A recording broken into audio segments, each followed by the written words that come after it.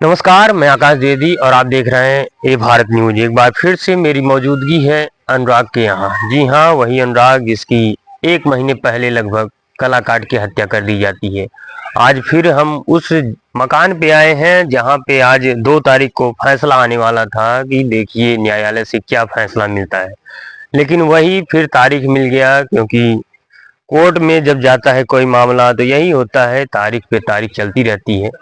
तो ऐसे में अब, क्योंकि जब 25 तारीख को ये डेट मिला था कि 25 तारीख के बाद 25 तारीख का अंदर अगर कोई ऑब्जेक्शन होता है तो उस पर हम कार्रवाई करेंगे। उसके बाद 28 को तारीख पड़ा, फिर 2 को तारीख पड़ा, उसके बाद अब तारीख 6 तारीख को पड़ा है। लेकिन वहीं अगर बातचीत हम बता दें, उनके पिताजी से जब बात हुई तो उन्होंने यही कहा कि हमारा प्रशासन से अब विश्वास उठ गया है।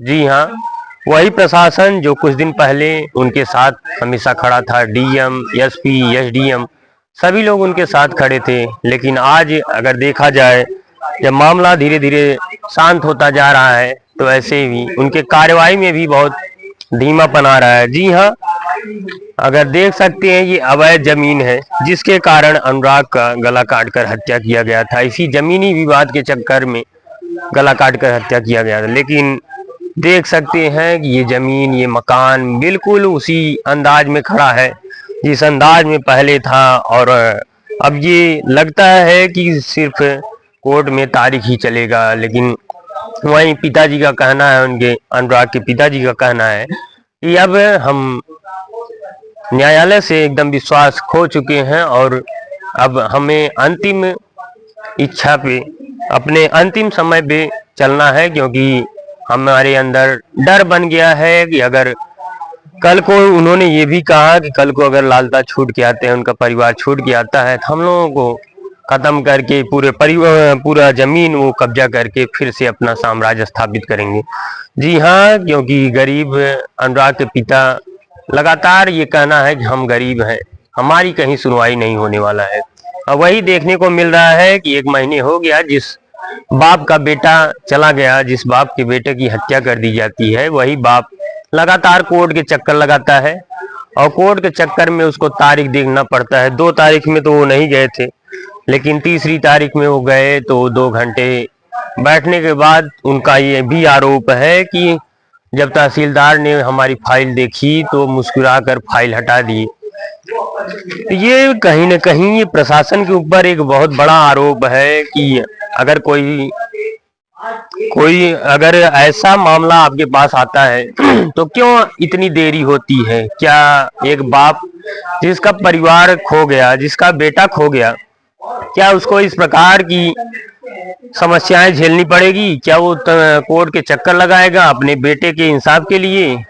क्या इसी प्रकार से प्रशासन आम आदमी के लिए भी खड़ा होगा? जब एक ऐसे निर्मम हत्या करने वाले के खिलाफ कुछ नहीं हो पा रहा है तो आम आदमी कैसे अपनी जमीन जायदाद या फिर किसी मैटर को लेकर कोर्ट में कुछ कार्रवाई करवा सकता है? क्योंकि जिस प्रकार से आज 1 महीने हो गया और ये परिवार अभी भी किसी भी सरकारी सुविधा को नहीं पा सका। सिर्फ आश्वासन मिला उसको, लगातार उसको सिर्फ आश्वासन मिल रहा है सरकार से, डीएम, एसपी, एसडीएम से सिर्फ आश्वासन मिल रहा है कि हम आपके साथ खड़े हैं। उनका सिर्फ यही कहना है कि हम आपके साथ खड़े हैं। लेकिन अगर खड़े हैं तो आज 1 महीने हो गया, क्यों उस मामले में कुछ सुनवाई नहीं हुई? क्यों अनुराग के पिता को कोर्ट का चक्कर लगाना पड़ रहा है?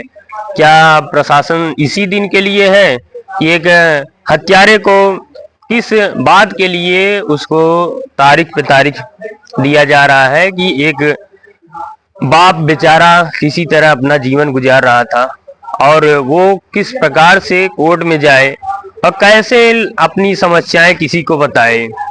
क्योंकि आज समय में हर जगह पैसा ही सब कुछ होता है, ये उनका कहना है।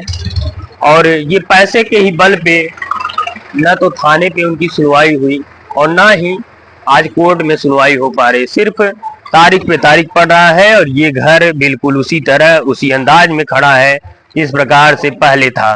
जी हाँ, हत्या के पहले जिस प्रकार से ये जमीन था, ये मकान था बना हुआ, आज भी उसी अंदाज में खड़ा है। लेकिन क्या आगे कुछ हो सकता है? क्या तारीख ही मिलेगी या इस पर कुछ कार्रवाई भी होगी? जब उनके पिता ने कहा कि तहसीलदार ने फाइल को हंसते हुए हटा दिया, तो आज आप जान सकते हैं कि क्या एक बाप पर क्या गुजरी होगी जिसका बेटा गुजर गया और उसको इस प्रकार की अवहेलना झेलनी पड़ी। तो देखिए फिर आगे क्या कुछ होता है, क्योंकि अगली तारीख 6 तारीख को पड़ी है और 6 को भी क्या इसी प्रकार से होगा या कुछ कार्रवाई होगी।